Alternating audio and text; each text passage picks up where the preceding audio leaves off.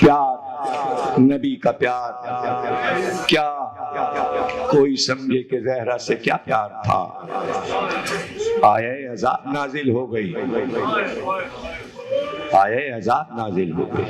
کہتے ہیں اس آیت کے بعد سرکار گھر سے نکل گئے اور کسی کو پتہ بھی نہ چلا کہ کہاں گئے، صحرا میں کدھر نکل گئے۔ اصحاب پریشان ہو گئے، ڈھونڈو سرکار کہاں ہے۔ اطلاع ملی کسی پہاڑی کے دامن میں کئی دن سے پیشانی رکھی ہے، بارگاہ الہی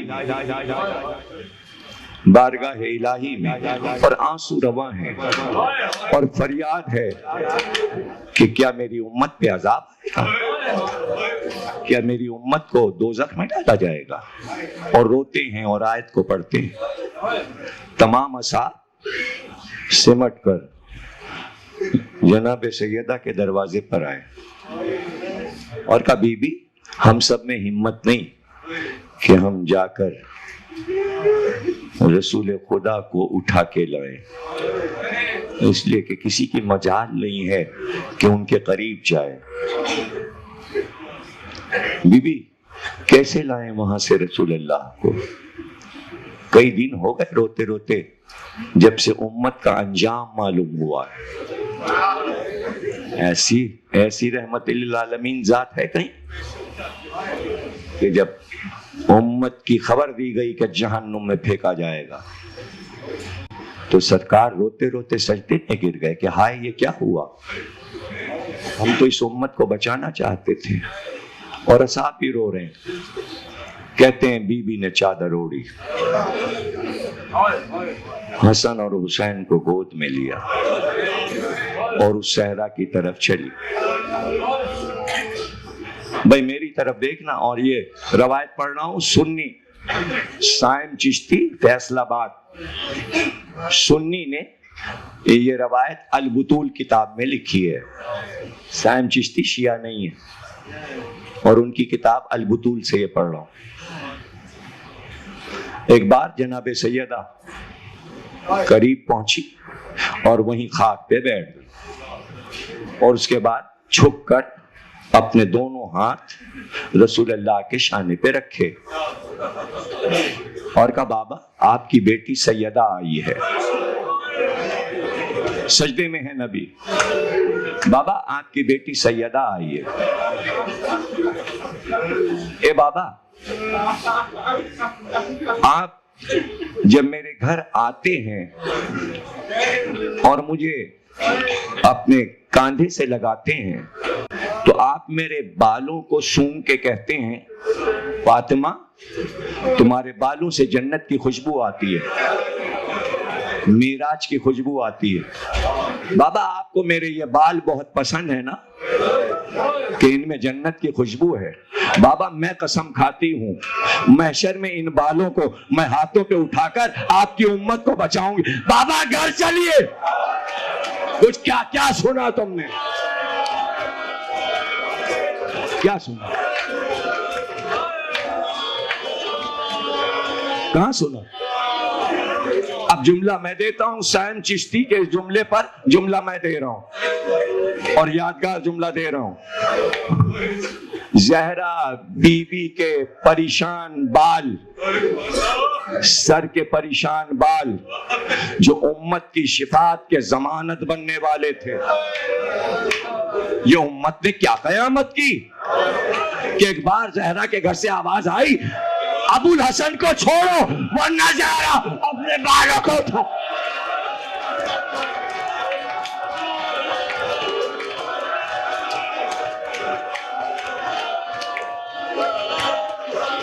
میں بالوں کو پکڑ کے زیر آسمان بددعا کروں گی، عذاب آ جائے گا۔ کہتے ہیں ایک بار علی نے سلمان فارسی کو اشارہ کیا اور کہا سلمان زیر آسمان زہرا کھلے سر سے نہ آئے ورنہ یہ مدینہ آج تباہ ہو جائے، آج یہ امت تباہ ہو جائے۔ سلمان دوڑے اور دروازے پہ سر رکھ دیا اور پکار کر کہا بی بی علی کی وصیت لے کے آیا ہوں، پیغام لے کر آیا ہوں۔ مولا نے کہا ہے زہرا زیر آسمان کھلے سر سے نہ آئے ورنہ مدینہ تباہ ہو جائے گا، دنیا تباہ ہو جائے گا۔ کہنے کو تو آگے جملہ تھا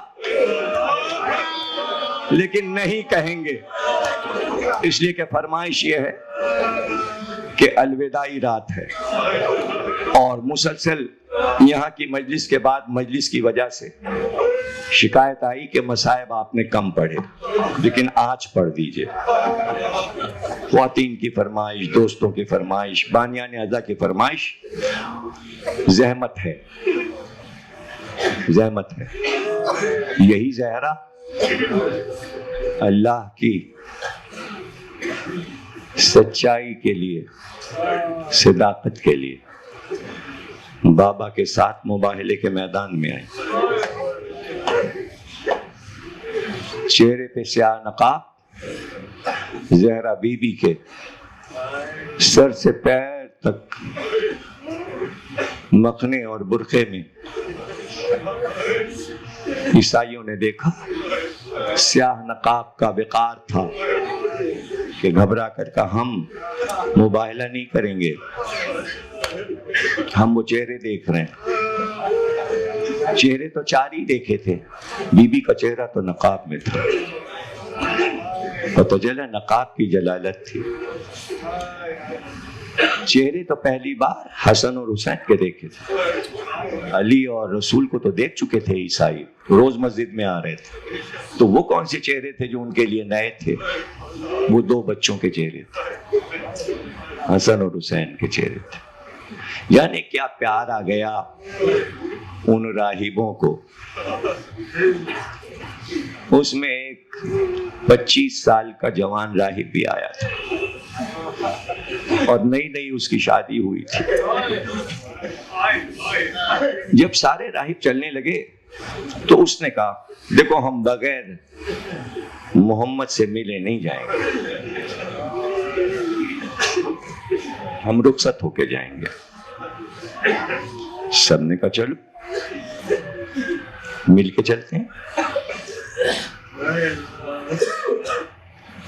صبح کو مباہلے کے دوسرے دن مسجد کے دروازے پر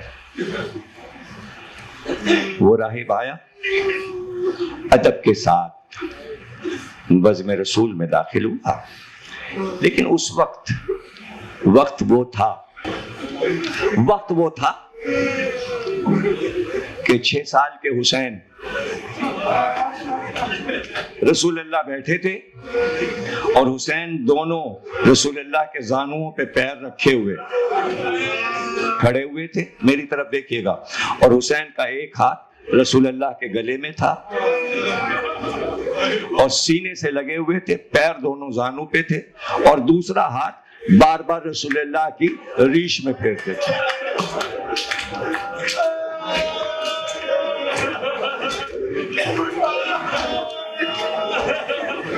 معصوم نواسا نانا سے پیار کرتا، کبھی منہ حسین نانا کے منہ پہ رکھ دیتا، جلدی سے رسول اللہ پیار کرتے۔ پھر رسول کے چہرے پہ حسین چھوٹے چھوٹے ننھے ننھے ہاتھ رسول اللہ کے چہرے پہ پھیر رہے۔ ایسے میں راہب آیا، سلام کیا اور سامنے بیٹھ گیا، کہا ہم جا رہے ہیں واپس یمن، ہم نے چاہا کہ آپ کی خدمت میں آئیں، چونکہ آپ لوگ مقبول بارگاہ ہستیاں ہیں، ہم نے سوچا ہم آپ سے دعا کروائیں۔ اے محمد، ہمارے کوئی اولاد نہیں ہے، ہمارے کوئی بیٹا نہیں ہے، ہمارے کوئی بیٹا نہیں۔ دعا کیجئے اپنے رب سے کہ اللہ ہمیں ایک بیٹا عطا کر دے۔ رسول اللہ نے غور سے راہب کے چہرے کو دیکھا، کہا کیا بتائیں، تیری پیشانی ہم نے پڑھ لی، تیری تقدیر میں کوئی اولاد نہیں ہے۔ منظر تمہیں یاد ہے کدھر رسول اللہ نے کہا تیری تقدیر میں بیٹا نہیں ہے؟ حسین کچھ دیر کے لیے رکے اور منہ کو رسول اللہ کے اپنی طرف، اے نانا بیٹا تو میں نے دیا اس کو۔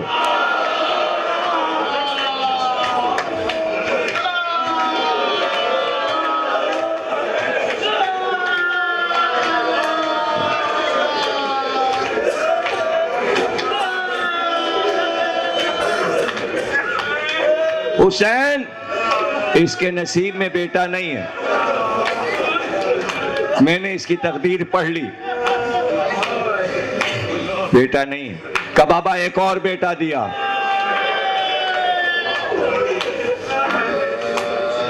ابھی محرم کو عاشور کے دن 10 محرم کو ڈان اخبار آیا ہے، خرید لیجئے۔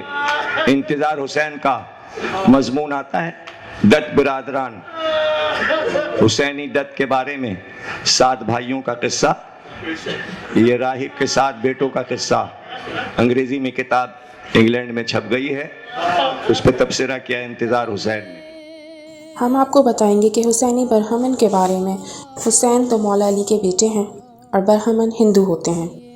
سننے میں لگتا ہے کہ 50% مسلمان اور 50% ہندو۔ یہ لوگ ماتم کرتے ہیں اور عاشورے کے دن سوگ مناتے ہیں۔ تاریخ سے پتہ چلتا ہے کہ لاہور کے 7 بہادر برہمن جنگجو کربلا کی جنگ میں امام حسین کے لیے لڑتے ہوئے شہید ہوئے تھے۔ ایک روایت کے مطابق ان کے والد راہب دت، جو کہ ان دنوں عرب کے ساتھ تجارت کرتے تھے، انہوں نے حضور صلی اللہ علیہ وآلہ وسلم سے وعدہ کیا تھا کہ وہ حق کی سربلندی کی لڑائی میں ان کے نواسے کے ساتھ کھڑے ہوں گے۔ کہا جاتا ہے کہ جب راہب دت کو معلوم ہوا کہ دشمنوں نے کربلا میں امام حسین علیہ السلام اور ان کے خاندان کو گھیر لیا ہے اور بے گناہوں کا خون بہانا چاہتے ہیں، وہ اپنے 7 بیٹوں کے ساتھ ان کی مدد کے لیے پہنچ گیا۔ ان کے 7 بیٹوں نے کربلا کی جنگ میں امام حسین علیہ السلام کی خاطر اپنی جانیں قربان کی۔ در حسین پر ملتے ہیں ہر خیال کے لوگ، یہ اتحاد کا مرکز ہے آدمی کے لیے۔ ہندوؤں میں ایک خاندان یا فرقہ حسینی برہمن بھی کہلاتا ہے۔ معروف لکھاری انتظار حسین اپنے کالم میں لکھتے ہیں کہ وہ پہلے حسینی برہمن کو صرف ہندو افسانہ یا لیجنڈ سمجھتے تھے۔ انہوں نے اپنے قیام دہلی کے دوران کسی محفل میں تقریر کرتے ہوئے اس بات کو جھٹلا دیا۔ وہیں اس محفل سے ایک خاتون مدبر پروفیسر نونیکا دت اٹھی اور انہوں نے کہا کہ وہ خود حسینی برہمن ہے اور ان کے خاندان سے تعلق رکھتی ہے۔ وہ بعد میں اپنے ساتھ اپنے بزرگوں کے بارے میں لکھی گئی 2 انگریزی کتابیں لے کر آئیں جو بہت عرصے پہلے شائع ہوئی تھیں۔ خاتون نے بتایا کہ ان کے جد امجد راہب دت اپنے 7 بیٹوں اور 2 دوسرے برہمنوں کے ساتھ مل کر ہندوستان سے اس مشن میں حصہ لینے گئے تھے۔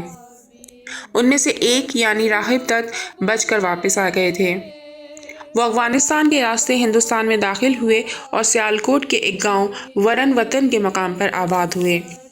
تقسیم کے بعد یہ خاندان بھارت چلا گیا اور یہ لوگ مختلف شہروں میں پھیل گئے۔ اس نے بتایا کہ مشہور فلمی اداکار سنیل دت کا تعلق بھی انہی حسینی برہمنوں کے خاندان سے ہے، جس کی تصدیق فلمی اداکار منوج کمار نے بھی کی ہے۔ انہوں نے یہ بھی بتایا کہ راہب دت واپسی پر اپنے ساتھ حضرت امام حسین علیہ السلام کا ایک بال مبارک بھی لے کر آئے تھے جو کشمیر میں کسی جگہ پر موجود ہے۔ انتظار حسین نے نونیکا دت سے پوچھا کہ گویا آپ لوگ مسلمان ہو گئے ہیں؟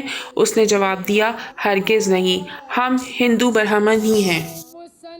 سنیل دت: اپنے بزرگوں کی طرح خون کا ایک ایک قطرہ بہاؤں گا اور جو بھی عطیہ مانگا وہ دوں گا، جیسا کہ میرے آباء و اجداد نے کربلا میں حضرت امام حسین علیہ السلام کے لیے اپنی جانیں قربان کی تھیں۔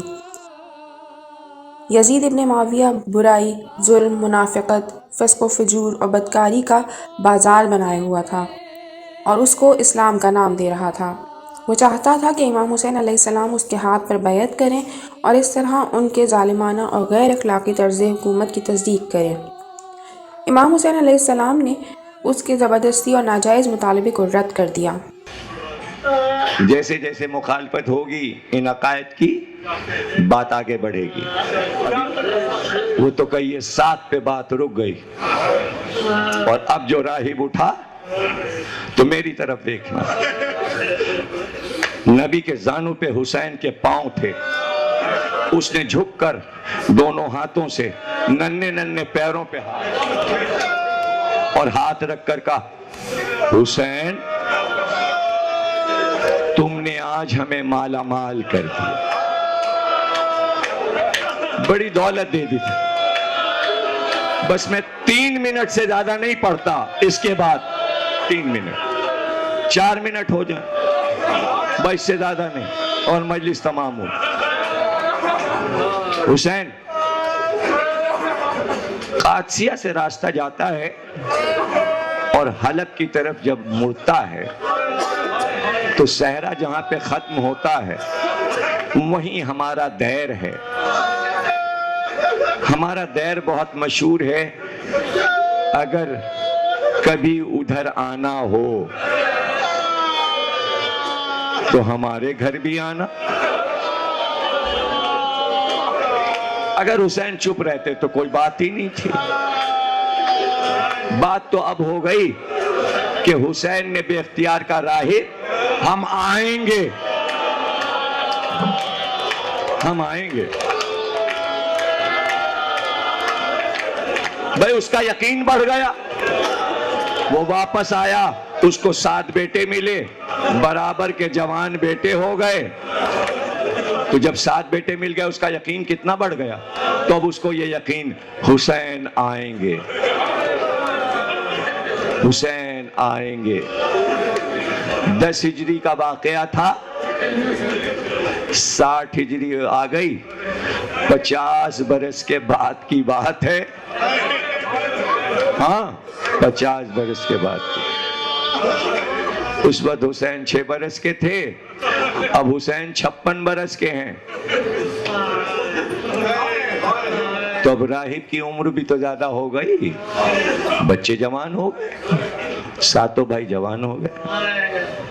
بڑا خیال رکھتے تھے 7 بھائی باپ کا، لیکن یہ دیکھتے تھے کہ انجیل پڑھنا، عبادت کرنا، انجیل کی تلاوت، کبھی کھا لیا تو کھا لیا، کبھی پانی پی لیا، لیکن یہ دیکھا ہمیشہ کہ دوپہر جلتی دھوپ ہو یا سردیوں کا زمانہ ہو، ایک وقت ایسا ہوتا کہ دیر کی چھت پہ چڑھ جاتا اور ایک سمت کافی دیر تک کھڑے ہو کے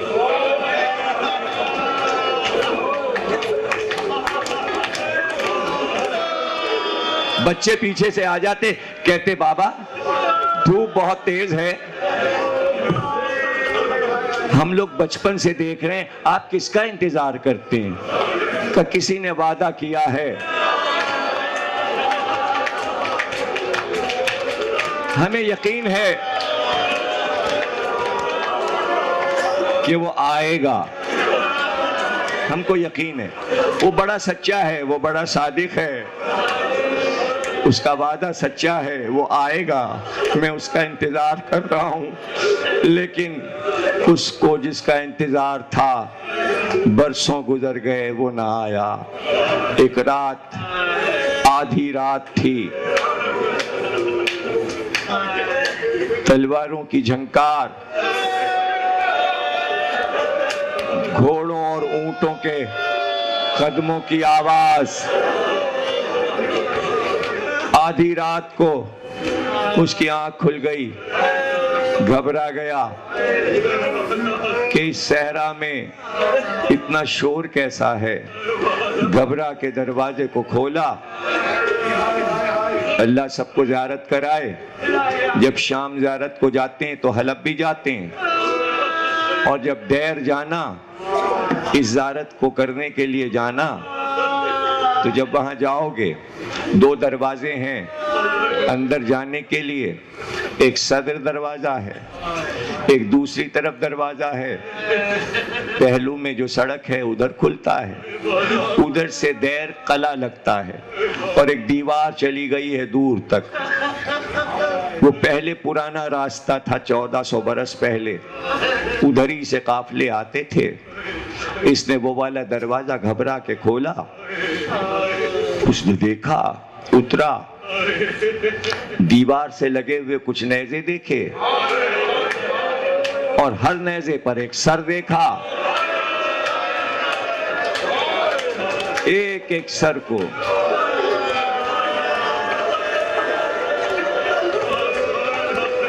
مشعلیں جل رہی تھیں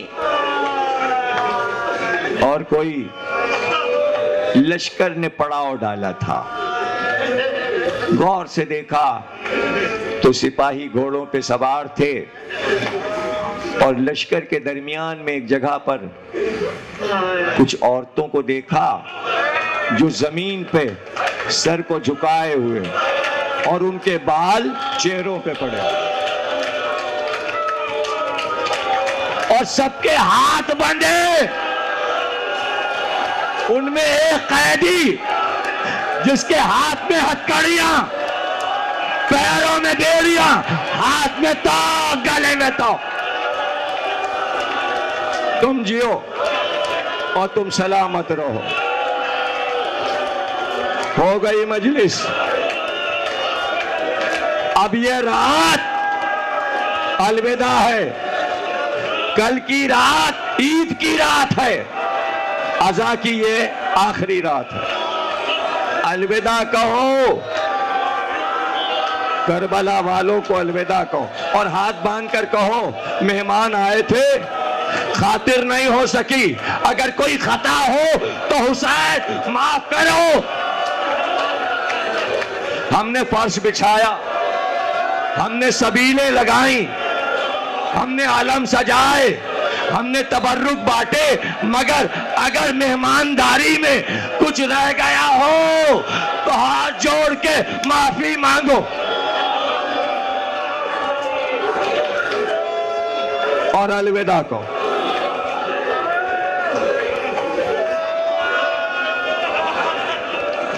ایک سر کے پاس رک گیا، دیر تک غور سے اس سر کو دیکھتا رہا اور دل میں کہنے لگا، جانے کیوں یہ چہرہ کچھ پہچانا ہوا لگتا ہے، یہ چہرہ مجھے پہچانا ہوا لگتا ہے. اتر گیا، لشکر کے قریب گیا، پڑاؤ کے پاس پوچھا سردار کون ہے؟ شمر آگے بڑھا، کہا یہ لشکر ہمارا ہے. کہا یہ سر کس کے ہیں؟ کہا تم سے کیا مطلب؟ کہا نہیں، ہمارا ایک مقصد ہے، مجھے یہ سر اچھا لگ رہا ہے،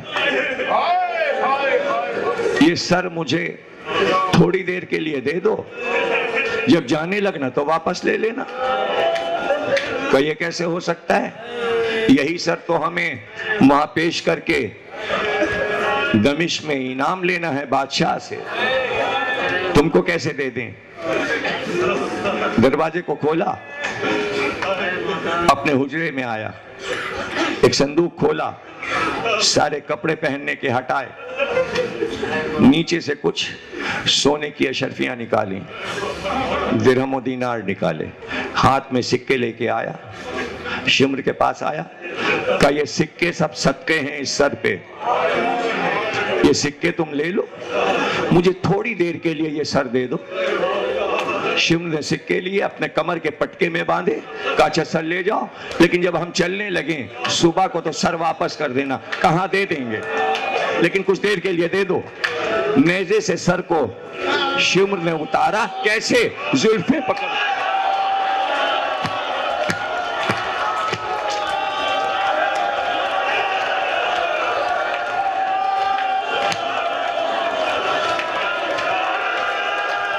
لیکن راہب نے دونوں ہاتھ پھیلا دیے کہ میرے ہاتھ پہ رکھ دو. جیسے قرآن لے کے جاتے ہیں ایسے لے کے وہاں آیا جہاں رحل میں انجیل رکھی تھی، انجیل کو ہٹایا، رحل پہ سر رکھا، گلاب کا عرق سر پہ چھڑکا. اب جو عرق چھڑکا تو لہو بہا، جلدی سے سر کو اٹھایا، جہاں بیٹھتا تھا عبادت کے لیے اس پتھر پہ سر کو رکھا. اب سارا سر گلاب کے عرق سے گیلا ہو گیا, رگیں بھی گیلی ہو گئیں. پتھر پہ جو رکھا تو سارا لہو چہرے کا بہہ کر پتھر پہ آیا. وہ پتھر وہاں رکھا ہے, جا کے نشان دیکھ لینا, زیارت کر لینا. اب بھی جب ماتم ہوتا ہے تو پتھر سے لہو اٹھتا ہے, یہ وہی پتھر ہے. لہو جو ہٹا تو چہرہ صاف ہوا, گھٹنوں کے بل بیٹھا. کہ یہ تو سمجھ گیا کسی بزرگ تر آدمی کا سر ہے, تو کوئی عظیم آدمی ہے, مجھ کو تو کوئی نبی لگتا ہے, اور اگر تو عظیم ہے تو تو بول بھی سکتا ہے. تجھ کو اپنے حق کی قسم مجھ کو بتا, تو کس کا سر ہے؟ مجھے تجھ سے محبت کیوں ہے؟ آواز آئی, راہب 7 بیٹے جس نے دیے تھے, وعدہ کیا تھا میں حسین. راہب نے کہا ارے کون حسین؟ وہ چھوٹا بچہ, وہ نبی کا نواسا.